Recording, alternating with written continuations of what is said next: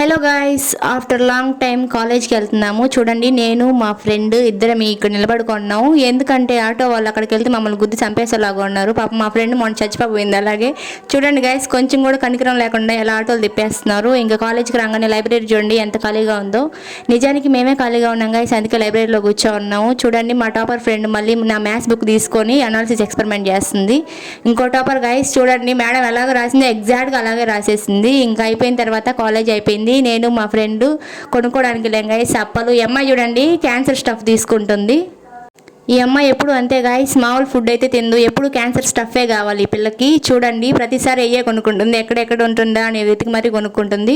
కొనమే కాకుండా పక్కన వాళ్ళు కూడా చూడండి గాయ్స్ షేర్ చేస్తుంది. ఎవరు ఆరోగ్యాన్ని పంచమంటే ఈ పిల్ల మాత్రం క్యాన్సర్ స్టఫ్ని పంచుతుంది గాయ్స్. చూడండి, నేను అలా కాదు గాయ్స్, అప్పుడప్పుడు హెల్దీ అయినా తింటుంటాను, వీళ్ళు మాత్రం ఎప్పుడు క్యాన్సర్ స్టఫే. చూడండి, నేను హెల్దీ కొనుక్కోవడానికి వచ్చేసాను. అప్పుడప్పుడైనా ఆరోగ్యకరమైన ఫుడ్ తినాలి కదా గాయ్స్, లేకపోతే మన డైజెస్టివ్ సిస్టమ్ మన మీద పగబట్టే